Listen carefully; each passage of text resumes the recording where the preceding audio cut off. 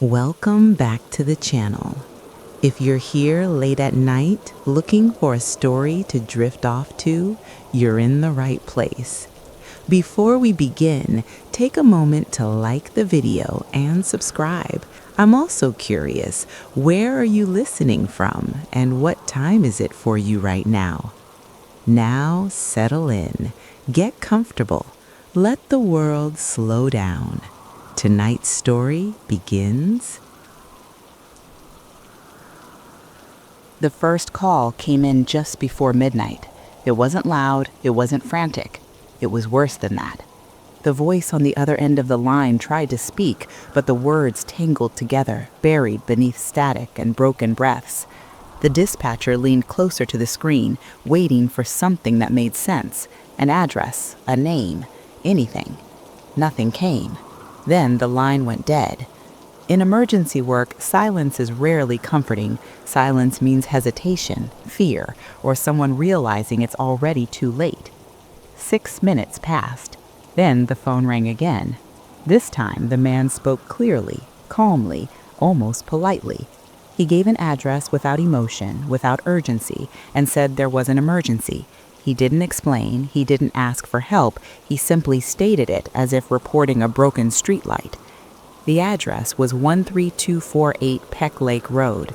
Deputies were dispatched immediately. As patrol cars cut through the quiet Florida night, something else reached them first. Not sound, not movement. Light. An orange glow rose above the trees long before the house came into view. By the time the first cruiser turned onto the road, flames were already climbing through the windows, licking at the roof, tearing through the structure as if the house itself were being erased. Firefighters arrived seconds later, hoses uncoiled, commands were shouted. But then someone saw him. A man stood near the driveway, barefoot, his clothes soaked dark. At first glance it looked like rain, then the headlights caught the color. Blood. Not splattered, not streaked, soaked. A woman lay on the lawn nearby, motionless. Her body was twisted at an angle that suggested she hadn't fallen. She had been placed there or left there without care. Officers drew their weapons and ordered the man to step back, to raise his hands. He didn't respond. His eyes drifted past them, unfocused, as if the scene unfolding around him appeared distant, unreal. He took a step forward instead. Police had no choice. The taser dropped him to the ground. As officers moved in, the man began repeating the same phrase again and again, his voice steady, almost reverent. Allah is the greatest. Then, without prompting, he added something else. Kiki is the devil. The children are the devil's children. Firefighters were already inside the house when another movement caught someone's eye. A small figure stumbled out of the flames. A boy, barefoot, bleeding. He took only a few steps before collapsing onto the driveway. Paramedics rushed to him, lifting him carefully, asking his name, asking what happened. The boy whispered, barely audible, "My dad shot my mom." Then his eyes rolled back and he lost consciousness. Inside the house, firefighters were told there was still another child missing. One firefighter didn't hesitate. He ran back into the smoke, crawling low, searching room by room as heat pressed down from the ceiling. In a back bedroom, he found a young girl lying still on the floor. She did not move. By the time the fire was under control, the house was no longer a home. It was a shell. Charred walls, collapsed furniture, blackened memories. Investigators stepped carefully through what remained. They didn't have to look far to understand that the fire was not the beginning of the story. It was the end. Blood stained the walls and floors, not in one place, but many. A shotgun lay damaged near the living room. A knife was recovered from another room. An axe leaned against a wall, its handle slick. A gasoline container sat near the kitchen, empty. This was not chaos. This was a sequence. The woman on the lawn was identified as Kenyatta Barron, 33 years old, a mother, a daughter, a woman who had tried to leave a relationship that refused to let her go. Her girl found inside the house was Renavia, just 9 years old. The boy who survived was 8. His name was Ronnie, the same as his father. and the man now sitting handcuffed in the back of a patrol car, staring into nothing, was Ronnie O'Neill. To the neighbors, the house on Peck Lake Road had once seemed ordinary, a quiet street, families, children riding bikes, but over time something shifted. Arguments became louder, more frequent, doors slammed, police were called more than once. Friends noticed Kenyatta seemed different, tired, afraid. She had tried to leave before. On that night, she was trying again. What investigators would later piece together was not a sudden explosion of rage, but a deliberate unraveling, a man losing control and deciding that if he couldn't have his family, no one would. Earlier that evening, Kenyatta was preparing to leave the house with the children. Bags were partially packed. The plan was simple: get away, stay somewhere safe, start over. But plans require time, and time ran out. What happened next would be reconstructed through evidence, testimony, and the words of an 8-year-old who survived something no child should ever witness.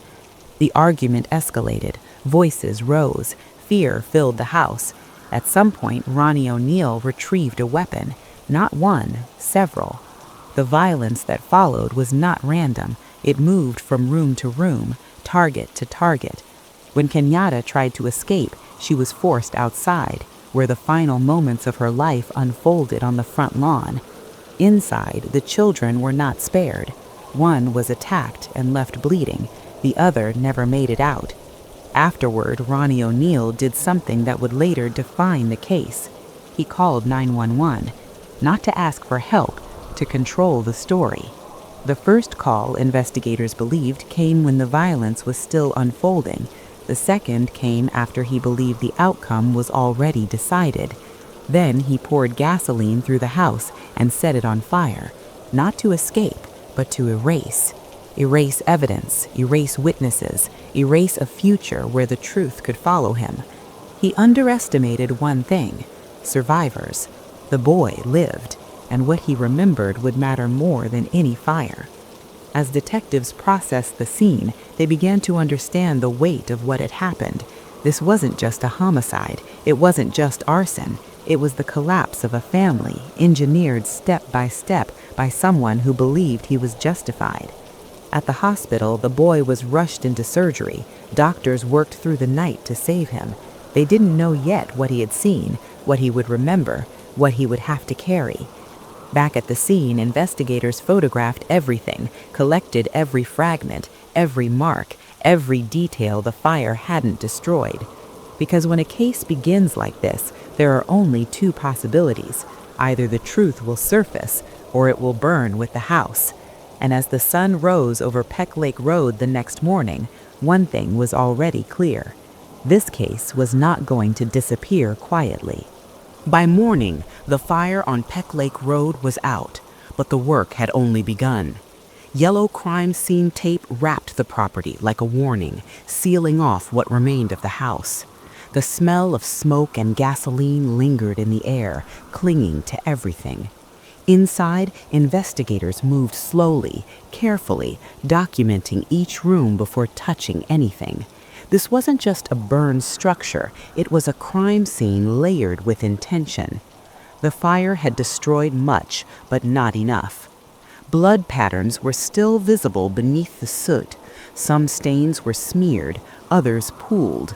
The damage told a story that fire could not erase. A struggle had taken place, more than one, and it had not happened all at once. In the living room, officers recovered a damaged shotgun. In another area, a knife lay where it had been dropped, not hidden. An axe leaned against a wall, positioned as if it had been set down deliberately. None of it suggested panic, it suggested choice. Outside, the lawn where Kenyatta Barron's body had been found was marked and photographed. The position of her body, the angle, the distance from the house, all mattered. She had not died inside the fire. She had been forced out, away from shelter, away from help. Neighbors were already gathering behind the tape, whispering to one another, trying to make sense of what they had seen the night before. Some had heard shouting. Others had seen flashing lights and flames. One neighbor, James Gray, told detectives he had witnessed something he would never forget. He said he saw Kenyatta lying on the ground and Ronnie O'Neill standing nearby, holding a long object. When Gray asked what happened, Ronnie didn't plead, he didn't explain. He simply said, "You wouldn't understand." Then he walked back inside the house. That detail stayed with investigators. Back at the sheriff's office, Ronnie O'Neill was brought into an interview room. He was calm, unsettlingly so. His clothes had been removed for evidence, and he sat in a standard jail uniform, hands resting on the table, eyes steady. He waived his right to an attorney. At first, he denied everything. He said there had been an argument. He said Kenyatta had become violent. He said she attacked him and the children. According to him, he acted only to defend himself. But when detectives pressed for details, the story began to shift. He couldn't explain why there were multiple weapons. He couldn't explain the gasoline. He couldn't explain the fire. He couldn't explain why his son had injuries consistent with an attack, not an accident. When asked about the 911 calls, his answers became vague. He claimed he didn't remember making them. He said everything happened too fast. But nothing about the scene suggested something fast. It suggested something methodical. Forensic teams worked for days. They traced blood patterns, they matched fingerprints, they tested residues. The results told a story far different from Ronnie's account. Kenyatta Barron had not attacked anyone. She had defensive wounds. Her injuries were consistent with someone trying to escape, not someone initiating violence. The children's injuries were even more telling. Ronnie, the 8-year-old boy who survived, had been stabbed. The wound was deep enough to require surgery, but not immediately fatal. It was the kind of injury that should have been followed by a call for help. Instead, the house was set on fire. That fact alone changed everything. Meanwhile, doctors fought to stabilize the boy. He remained in critical condition for days. Investigators waited, careful not to push, knowing that whatever he remembered would be fragile. When he was finally strong enough to speak, detectives sat with him gently. No uniforms, no pressure, just questions asked slowly, carefully, and the child spoke. He described being asleep when the arguing started. He described waking up scared. He described seeing his father holding a gun. He described being told to say things he didn't understand, words that frightened him more than comforted him. He described his mother trying to protect them. He described his sister, and he described the moment his father turned on him. The room went quiet as he spoke. Investigators took notes, but no one interrupted. His account matched the physical evidence in ways that were impossible to dismiss. Locations, sequence, timing. The fire had been set after the violence, not before. Ronnie O'Neill had tried to destroy the truth, but the truth had walked out of the flames. Based on the evidence, the charges were upgraded. Ronnie was now facing first-degree murder, attempted first-degree murder, and arson. Prosecutors made it clear they would seek the maximum sentence. Ronnie responded by changing his defense. He claimed he was mentally ill. He claimed religious delusions. He claimed trauma. He claimed he had lost touch with reality that night. Psychological evaluations were ordered. Experts examined his history, his behavior, his actions before and after the crime. What they found was not insanity, but awareness. He knew what he was doing. He knew right from wrong. He took steps to conceal his actions. He tried to manipulate the narrative. That mattered. The court ruled him competent to try. That ruling set the stage for one of the most disturbing decisions of the entire case. Ronnie O'Neill chose to represent himself, against the advice of the court, against the advice of public defenders, against all logic. He believed he was smarter than the system. As pre-trial hearings began, his behavior became increasingly erratic. He filed nonsensical motions. He accused prosecutors of conspiracies. He dismissed evidence as fabricated. but the court allowed it, because competence does not require reason, it requires understanding, and Ronnie understood exactly what he was facing. The prosecution prepared meticulously. They built a case brick by brick: physical evidence, witness testimony, medical reports, forensic timelines. But they knew the most powerful voice in the courtroom would belong to a child who survived the worst night of his life. Behind the scenes, arrangements were being made for the boy's future. His mother was gone, his sister was gone, his father would never be part of his life again. The system struggled to find answers, and one detective who had been there the night of the fire couldn't let go of the image of a small boy stumbling out of a burning house, whispering the truth. As the trial date approached, the weight of what was coming settled heavily over everyone involved, because the next phase of this case wouldn't be decided by fire or blood or lies. It would be decided by words spoken under oath. And one question loomed over everything: what happens when a killer is forced to face the truth he tried to burn away? The courtroom was silent as the trial began. On June 16, 2021, Ronnie O'Neill Jr. was brought into court wearing jail-issued clothing, shackled at the ankles, his hands free only because he had chosen to represent himself. He walked with confidence, almost arrogance, scanning the room as if this were a stage built for him alone. Across the aisle sat the prosecution team, calm and prepared. Behind them, rows of spectators filled the gallery. Some were journalists, some were law enforcement officers who had worked the case. Others were simply members of the public who could not look away from a crime this brutal. The judge warned Ronnie again: representing yourself is dangerous. You will be held to the same standards as an attorney. Ronnie smiled and said he understood. From the very first moment he spoke, it became clear he was not there to defend himself in the traditional sense. He was there to perform. His opening statement was rambling and disjointed. He accused the police of corruption. He claimed the government had fabricated evidence. He suggested the entire case was a setup designed to destroy him. At one point, he said the 911 calls had been staged. At another, he claimed the forensic team had altered wounds on the victims' bodies. Jurors exchanged glances. This was not confidence. This was chaos. The prosecution followed with a calm, methodical opening. They laid out the timeline, the calls, the fire, the weapons, the injuries, the child who survived. They told the jury they would hear from witnesses, experts, and most importantly, a boy who had lived through the unimaginable.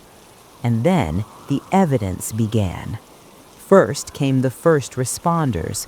Officers described arriving to a house in flames, a man covered in blood, a woman dead on the lawn, a child staggering out, burned and bleeding, whispering words that no officer there would ever forget. Firefighters testified next. One described entering the house, searching through smoke and heat, finding a child too late to save. His voice cracked as he spoke. The courtroom felt the weight of it.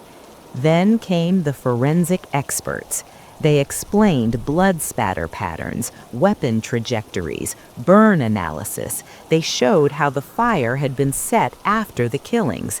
They explained why gasoline had been poured deliberately. They showed how fingerprints tied Ronnie to every weapon used. Each piece contradicted Ronnie's claims. Every lie collapsed under detail. When Ronnie cross-examined the witnesses, the tone shifted. He accused, he interrupted, he spoke over them, he asked questions that made no sense. The judge repeatedly warned him to follow procedure. The jury watched carefully. This was the man asking them to believe he was a victim. Then came the medical examiners. They described Kenyatta Barron's injuries, multiple blunt force impacts, gunshot wounds that were not immediately fatal, defensive wounds, signs of prolonged assault. They described Renavia's injuries, repeated blows from a sharp-edged object, fatal trauma. The room was heavy with grief. Ronnie objected repeatedly, often without legal basis. Each objection was overruled. Finally, the moment everyone dreaded arrived. The prosecution called Ronnie's son to the stand. The boy walked slowly, smaller than his age, his body still bearing scars from burns and surgeries. He was sworn in gently. A support person sat nearby. The prosecutor spoke softly, asking him to tell the jury what he remembered. He did. He described waking up to arguing. He described seeing his father holding a shotgun. He described being told to say words he didn't understand, words that terrified him. He described his mother trying to protect them. He described the gunshots. He described the axe, and then he described being stabbed. The courtroom was silent except for his voice. When the prosecution finished, the judge turned to Ronnie. It was time for him to cross-examine his own child. Ronnie stood. He began by asking the boy if he remembered everything clearly. The boy said yes. Ronnie asked if anyone had told him what to say. The boy said no. Ronnie's questions became sharper. He suggested the boy was confused. He suggested his memory was unreliable. He suggested his foster family had influenced him. The boy looked at him and answered calmly. Then Ronnie asked a question that stopped everything. "Did I stab you?" The boy nodded. Yes. The sound of that word echoed through the courtroom. Ronnie paused. He tried to recover. He asked more questions, but the damage was done. Every answer made his guilt clearer. The jury watched a father unravel his own defense, question by question. When cross-examination ended, Ronnie sat down slowly. There was no performance left. In closing arguments, the prosecution was brief and precise. They told the jury the evidence spoke for itself. They reminded them of the boy's testimony. They reminded them of the fire. They reminded them of the lies. Ronnie's closing argument was long, emotional, and unfocused. He claimed injustice. He claimed persecution. He claimed he was misunderstood. But he never claimed innocence in a way that made sense. The jury deliberated for just a few hours. When they returned, the foreperson stood. Guilty, on all counts. Ronnie showed no visible reaction. Sentencing followed weeks later. The judge spoke directly to him. In nearly 2 decades on the bench, she said, she had never seen a case this cruel, never seen such deliberate violence inflicted on one's own family, never seen such lack of remorse. She sentenced Ronnie O'Neill Jr. to 3 consecutive life sentences without the possibility of parole, plus an additional 90 years. He would never be free again. Ronnie attempted to appeal. The appellate court upheld the sentence. The case was closed. But for one person, the story was far from over. The boy. After months in the hospital, after surgeries and therapy, he faced a different kind of recovery. He had no parents, no home, no certainty. During his hospital stay, officers visited him regularly. One detective, Mike Blair, came often. He listened, he talked, he stayed. When the system struggled to find a placement for the boy, Mike made a decision that would change everything. He took him home. Mike and his wife adopted the child, giving him a new name, a new identity, and a chance at a life untouched by the man who nearly destroyed him. They never forced him to talk about the past. They focused on healing, on routine, on safety, and slowly the boy began to breathe again. Today he lives a quiet life. His scars remain, but they no longer define him. He survived something no child ever should. The house on Peck Lake Road is gone. The fire consumed it. The evidence was collected. The case files were closed. But the truth remains. A man tried to burn away his crimes and failed, because the truth walked out of the fire, and it spoke. It was Friday, June 1st, 2007, in the Hayes Valley area of San Francisco Bay. The night air carried a warm, familiar energy, the kind that invited laughter, music, and celebration. Hughes, a 36-year-old man affectionately called Brother Hughes by his friends, was walking home from work with a spring in his step. Earlier that day, he had received a promotion at Leapfrog, the gaming company where he worked as the lead audio engineer, along with a substantial raise. Known for his humor and infectious laugh, Hughes often lightened the mood in the office and at home. That evening, he was brimming with joy, feeling the world at his feet. By 10:30 p.m., Hughes met up with a close group of friends at Underground SF, a downtown bar where the pulsating lights and the rhythmic beat of music promised a long, unforgettable night. The group clinked glasses, sang along to familiar tunes, and danced without care.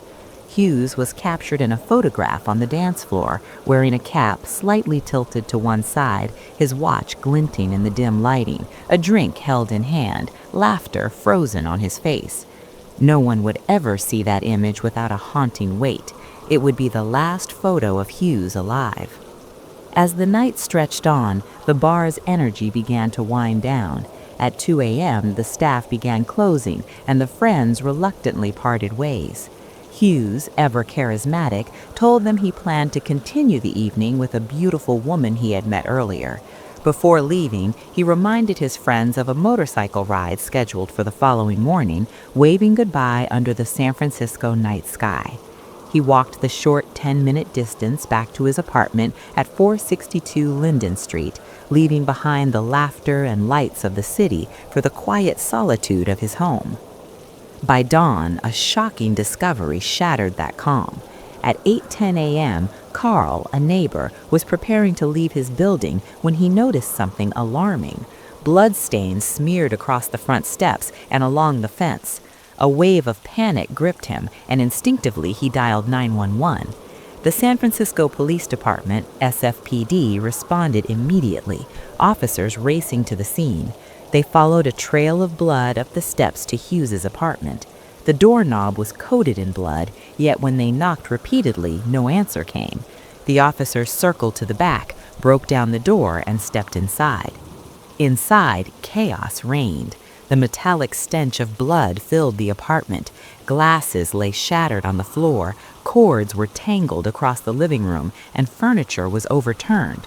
Desperate scratch marks marred the walls, telling a story of struggle. Hughes's body was found slumped against the bedroom wall in a pool of dried blood, his life extinguished. The preliminary coroner's report estimated the time of death between 2:30 a.m. and 3 a.m., just an hour after Hughes had left the bar. The abruptness of it all was jarring. An hour earlier, Hughes had been vibrant, laughing with friends, sharing plans for the weekend. Now his life had ended, leaving an air of incomprehensible grief and confusion. His friends, particularly his ex-girlfriend Melissa Nix, were in shock. Melissa, who lived in Washington, immediately booked a red-eye flight to San Francisco, desperate to see him, desperate to understand. Hughes, a Frenchman thriving in an American city, had been deeply loved and cherished by all who knew him. Across the globe, Hughes's parents, Scroggly and Francois, were abruptly woken by the shrill ringing of the phone. Melissa's voice, choked with emotion, delivered the shattering news. Their world collapsed in an instant, grief overtaking logic and reason. They packed hurriedly and boarded a flight to San Francisco, desperate to be near their son in his final hours. The SFPD faced a daunting challenge. At first glance, the apartment suggested no forced entry. Both the front and back doors had been locked from the inside. Windows were shut tight with no signs of tampering, and Hughes's personal belongings, phone, wallet, keys, and cash, remained untouched. Receipts confirmed nothing had been stolen. On the surface, this was not a robbery. Yet the scene itself was perplexing. The floor was covered in blood, with shoe prints leading through the apartment, all matching Hughes's own shoes. The patterns of movement suggested he had walked carefully, even painfully, leaving a trail of tiny round droplets that stopped where he collapsed. There were no signs of a scuffle with another person, no displaced items beyond those already knocked over, and a distinct lack of fingerprints not belonging to Hughes. The autopsy conducted later that day revealed a series of shocking details. Hughes, standing 5 feet 9 inches tall and weighing 176 pounds, had suffered 3 major stab wounds on the left side of his body, one to the abdomen, one to the chest, and a fatal wound to the neck, severing an artery. A bruise marred his forehead, scratches lined his forearms, and his right wristwatch lay broken beneath him. Most hauntingly, his left hand clutched a tuft of curly black hair, 10 strands, each less than 2 inches long, not his own. The scene was unmistakably that of a murder. Investigators, however, struggled to reconcile the evidence with a motive.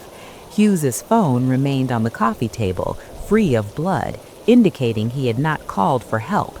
2 steak knives lay near the sink, but the handles only had faint reddish smudges, inconsistent with the depth and severity of the wounds. A review of neighborhood surveillance revealed Hughes walking home alone at 2 a.m., with no one entering or leaving the building. The SFPD, constrained by the perplexing scene, initially proposed a theory of suicide. Intoxicated and panicked from drugs and alcohol, Hughes allegedly used a kitchen knife to harm himself. The 3 stab wounds they suggested were self-inflicted, with Hughes collapsing slowly as he tried to reach the door, leaving a trail of blood and fingerprints. The Gandhi quote, scrawled in his notebook, "Live as if you were to die tomorrow, learn as if you were to live forever," was cited as suicide note, misinterpreted by police as evidence of premeditation. Friends and family, however, recoiled at this conclusion. Melissa, determined to honor Hughes's memory, refused to accept a narrative that painted a vibrant, life-loving man as someone who would end his own life hours after celebrating a promotion. His parents, too, knew him as an optimist, someone who lived fully and carried plans for the future, including purchasing a home in Argentina. In the weeks that followed, private investigations began. Francois, Hughes's father, hired a seasoned private investigator whose experience spanned over 5,000 cases. The picture that emerged of Hughes's final hours conflicted sharply with the police's suicide theory. Hughes celebrated with friends, planned motorcycle rides, and made phone calls discussing his evening plans. There was no sign of despair, no warning of self-harm. The investigator discovered a crucial oversight. A surveillance camera had a blind spot, leaving a potential entry point for an unknown assailant. The tuft of hair Hughes clutched had vanished in police testing. Kitchen knives had not been used in the attack. Bloodstains on the steps outside, previously dismissed, hinted at a possible struggle. As the French investigation began, Hughes's case became more than just a local tragedy. It was a tale of oversight, of misjudgment, and a determined family unwilling to let a man's death fade into mystery. The SFPD's rapid closure of the case only fueled suspicion, highlighting failures in evidence collection and interpretation.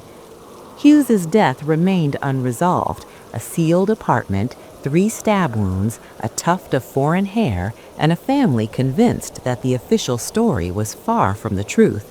The stage was set for an international pursuit of justice, a quest that would take Hughes's loved ones across continents and challenge the limits of bureaucracy. revealing a story far more complex than the city initially believed. As June turned into July 2007, Hughes's death lingered like a shadow over Linden Street. The initial shock of his friends and family had given way to frustration, anger, and a desperate need for answers. Melissa Nix, Hughes's ex-girlfriend, had flown across the country immediately after hearing the news, determined not to let his death be dismissed as a tragic accident. Francois and Scroggly, Hughes's parents, had arrived from Brittany, France, hearts heavy with grief, yet steadfast in their resolve. Together, they began to push against the official narrative offered by the San Francisco Police Department, a narrative that insisted Hughes had taken his own life. The first problem was obvious. The apartment had been locked from the inside. There was no evidence of forced entry, and Hughes's personal belongings, including his wallet, cash, and keys, were untouched. Nothing was stolen.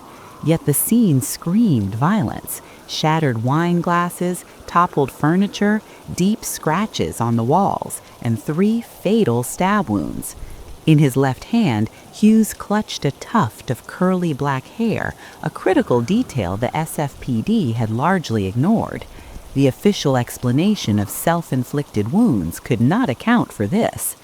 Francois wasted no time hiring a private investigator with decades of experience, nicknamed the Columbus of California, due to his uncanny ability to uncover overlooked clues. Within days, the investigator began piecing together a timeline of Hughes's final hours. On June 1st, Hughes had left work at 5 p.m., showered, and gone on a date at an art gallery. By 10 p.m., he met friends at Underground SF to celebrate his promotion. Security footage showed Hughes walking home alone at 2:16 a.m., arriving at his apartment shortly thereafter. Yet something had gone horribly wrong in the next 20 minutes. The apartment's layout offered no immediate explanation. The building housed 4 units. Hughes's apartment was on the first floor right side. Carl, a neighbor, lived upstairs to the right, and Craig occupied the upper left unit. Another couple resided on the first floor left side. Surveillance cameras captured Hughes entering the building, but not leaving. This gap, coupled with the SFPD's hasty cleanup, left a blind spot that could easily be exploited by an intruder. The private investigator immediately noted inconsistencies in the police report. The autopsy had confirmed that Hughes had no drugs in his system except for alcohol. The knives in the kitchen had no blood on their blades, only faint red stains on the handles, later identified as tomato sauce. The deadly wounds, including the severed artery in Hughes's neck, were caused by a dagger, not the knives. And the tuft of black hair in Hughes's hand, never tested by the SFPD, had disappeared by the time French investigators arrived. Interviews with neighbors provided further clues. Around 2:40 a.m., some had reported hearing a door being forcefully opened and closed, hurried footsteps on the stairs, and a thud as if someone had fallen. No screams were heard, and the building returned to silence until the morning. This suggested a sudden silent confrontation rather than a drawn-out struggle. The investigator hypothesized that Hughes may have encountered an intruder at the door, attempted to defend himself, and retreated into the apartment. The tuft of hair in Hughes's hand indicated a struggle. He had grabbed at the attacker, but there was no DNA match available due to police oversight. While the SFPD initially leaned on a suicide theory, the French investigation unearthed a richer, far more complex portrait of Hughes's life. He was a man with a passion for music, art, and literature, a disciplined professional with plans for the future, including purchasing property in Argentina. Friends described him as outgoing, generous, and always in good spirits. In his notebook, he had written the Gandhi quote, "Live as if you were to die tomorrow. Learn as if you were to live forever." The SFPD interpreted this as a suicide note, but Melissa and Francois knew it reflected Hughes's philosophy of life, not despair. Hughes's social habits were also scrutinized. In the weeks before his death, he had embraced a more adventurous lifestyle, engaging in casual relationships and experimenting with drugs and nightlife. He had mentioned to friends on the night of June 1st that he intended to spend time with a beautiful woman, possibly seeking drugs to enhance the experience. The investigator noted that Hayes Valley, and Linden Street in particular, had a reputation for attracting unsavory characters, sex workers, drug dealers, and criminals after dark. Hughes may have inadvertently stumbled into a dangerous encounter. Attention quickly turned to potential suspects. Mark, Hughes's boss at Leapfrog, emerged as a person of interest. Unlike others, he had displayed an unusual demeanor following Hughes's death, even appearing oddly gleeful in some interactions. On investigation, it was revealed that Mark's wife had previously had an affair with Hughes. Was there a motive of jealousy or revenge? While Mark's alibi ultimately cleared him, the mere connection introduced tension into the case, highlighting personal entanglements as a potential factor. Craig, the neighbor from the upper left apartment, also drew attention. Formerly involved in a notorious PCP gang, Craig had a criminal past involving drugs and weapons. He and Craig had previously clashed over a parking space, leading to a heated argument witnessed by other residents. Though Craig later reformed, neighbors recalled his volatile temper and occasional threats. Could Hughes have been a target of a gang-related act of violence? Could Craig himself have become an unwitting catalyst for tragedy? Unfortunately, Craig had disappeared in the aftermath, leaving the investigation with more questions than answers. French investigators meticulously reanalyzed the apartment's physical evidence. They noted that the back or side doors offered potential escape routes unseen by surveillance cameras. Bloodstains outside suggested an altercation occurred near the threshold, supporting the idea of a rapid confrontation with an intruder.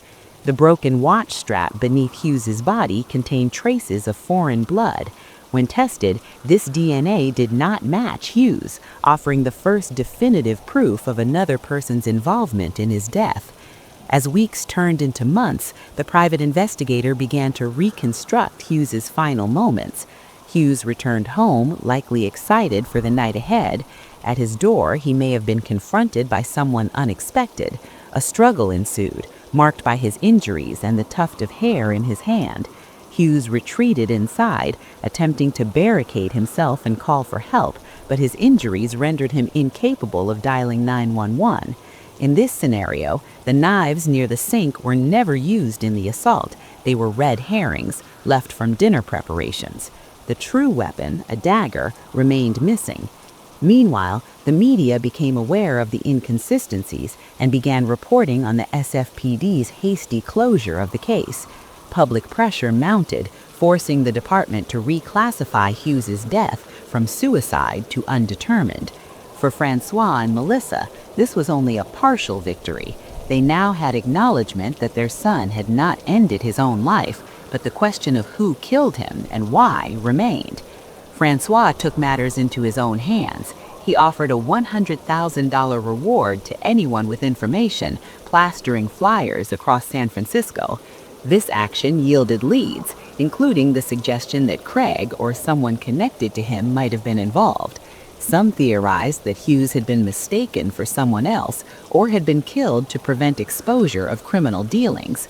French investigators also noted the blind spots in surveillance, recognizing that someone familiar with the building could have exploited them to approach Hughes's apartment undetected. Every detail seemed to point toward a violent encounter rather than self-harm. Yet without the missing dagger or the tuft of hair for DNA analysis, investigators faced a frustrating deadlock. The SFPD, citing lack of manpower and insufficient evidence, refused to actively pursue these leads, leaving Hughes's family to navigate bureaucracy and international jurisdiction. The French police, working in tandem with private investigators, began to map Hughes's social interactions, relationships, and habits, seeking patterns or motives that had been overlooked by the American authorities. Hughes's lifestyle offered possible insights.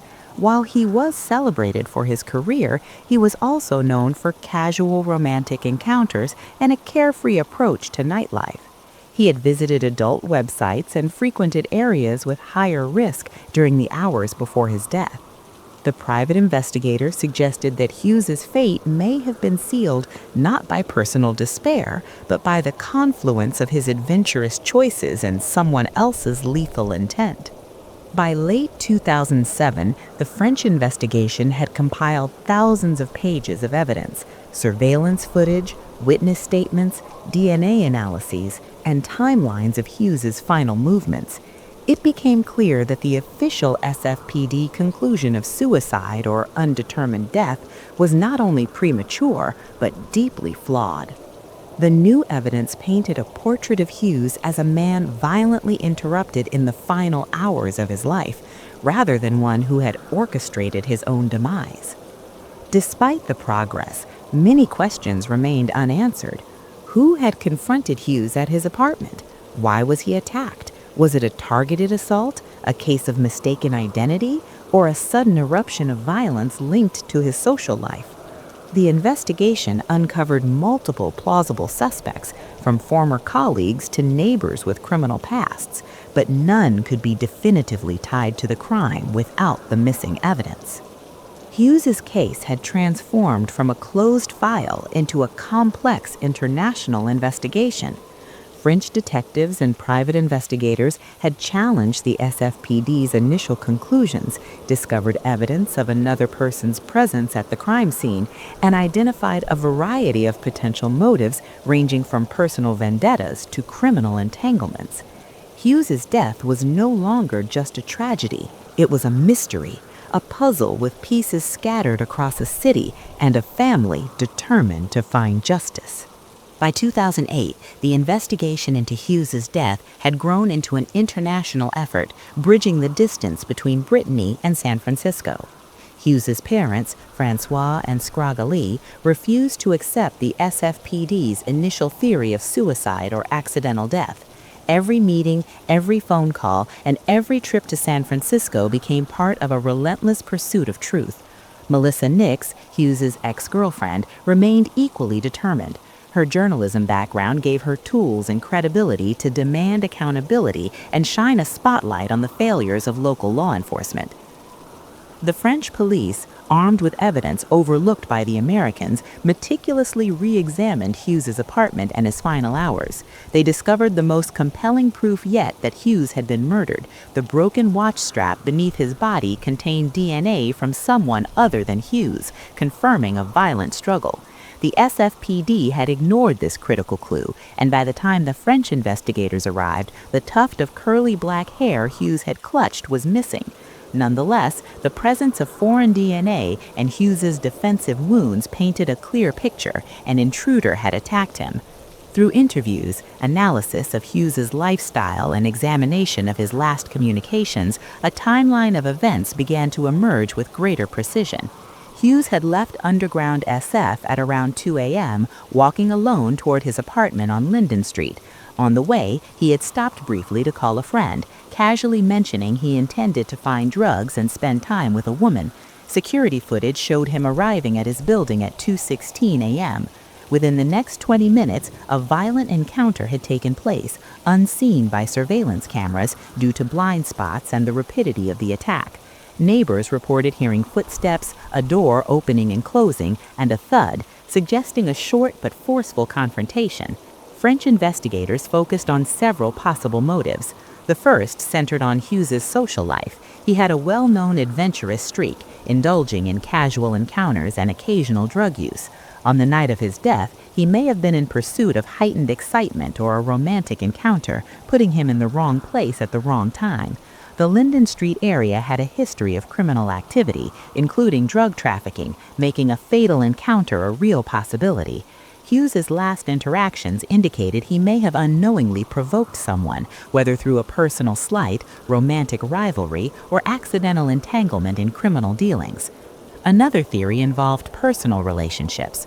Mark, Hughes's former boss, had exhibited unusual behavior after the death, fueled by a past affair between Hughes and Mark's wife. While Mark's alibi cleared him, it underscored the potential for personal vendettas to play a role. Similarly, Craig, Hughes's neighbor with a violent past, had been suggested as a possible link, either as a direct perpetrator or as someone connected to others capable of violence. Craig's disappearance after the incident, coupled with his criminal history, added weight to suspicions, though investigators ultimately could not confirm his involvement. The French investigation uncovered critical procedural errors by the SFPD. Key evidence had been mishandled or destroyed. Blood samples on the front steps were washed away by the fire department. Steak knives thought to be weapons were misidentified, and surveillance gaps had been ignored. These failures frustrated Hughes's family, highlighting systemic shortcomings in American police practices. In contrast, the French investigators meticulously documented every lead, recovered digital data from Hughes's phone and computer, and conducted interviews with over 50 witnesses, including friends, neighbors, and colleagues. By December 2007, the SFPD officially reclassified the case as a death of unknown cause. However, the French investigators continued to push for clarity. They reconstructed Hughes's final movements and concluded definitively that Hughes had been murdered. The 3 stab wounds to his left side, the defensive grasping of the attacker's hair, and the presence of foreign blood indicated a rapid, targeted assault. The murder weapon, a dagger, was never recovered, and the motive remained unclear, leaving investigators with theories rather than certainties. Francois took extraordinary measures to aid the investigation. He traveled frequently between Brittany and San Francisco, distributing flyers offering a $100,000 reward for information. Anonymous tips suggested connections to Craig and possible mistaken identity or retaliation scenarios. Hughes may have been attacked because he was in the wrong place at the wrong time or mistaken for someone else involved in criminal disputes. These leads, while promising, were complicated by the transient population of Linden Street and the neighborhood's history of unreported crimes. Melissa Nix remained integral to keeping public attention on the case. Her articles and media appearances challenged the SFPD's initial conclusions, exposing procedural errors and advocating for thorough investigation. Her efforts led to recognition from her peers and a prestigious journalism award, highlighting the role of persistence and public scrutiny in seeking justice. Her reporting also helped pressure authorities to cooperate with the French investigators, allowing access to evidence and records previously withheld. Over the following years, Hughes's case became a symbol of persistence against bureaucratic inertia.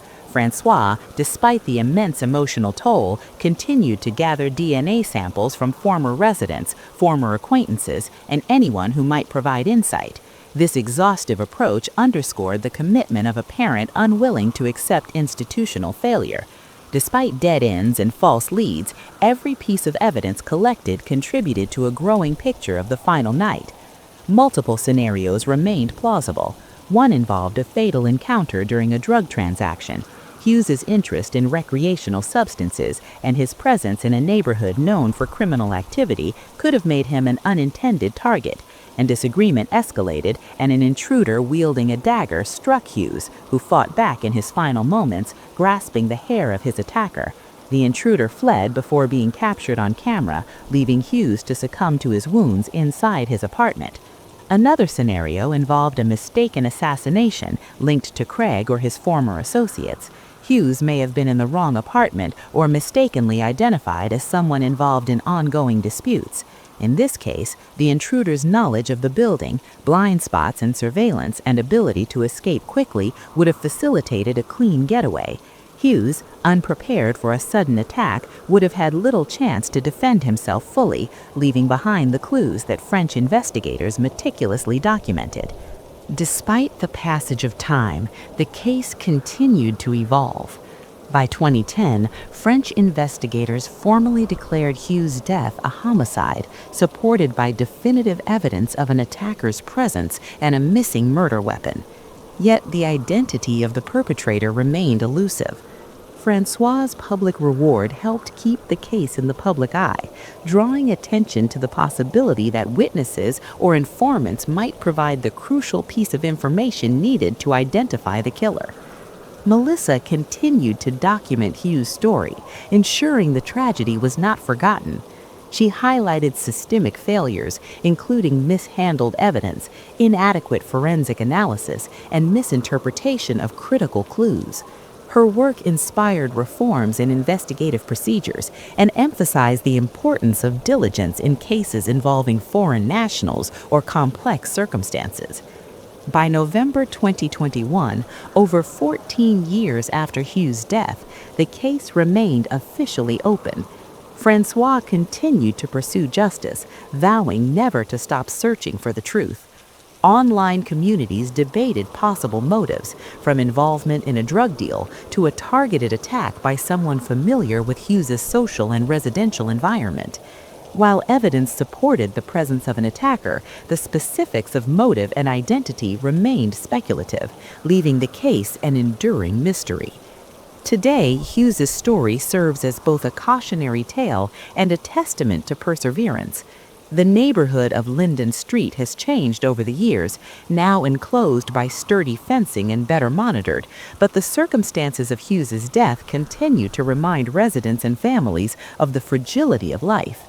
Safety precautions, awareness of surroundings, and careful planning in unfamiliar environments are lessons underscored by the tragedy. Hughes's legacy, however, extends beyond the tragedy of his death. Through Melissa's reporting and Francois's relentless investigation, his story has inspired others to question official narratives, demand accountability, and pursue justice despite bureaucratic obstacles.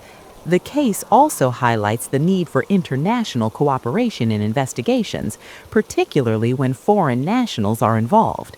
Hughes's life, his passions, and his abrupt, violent death have left a permanent mark on those who knew him, those who investigated his case, and the public who followed his story.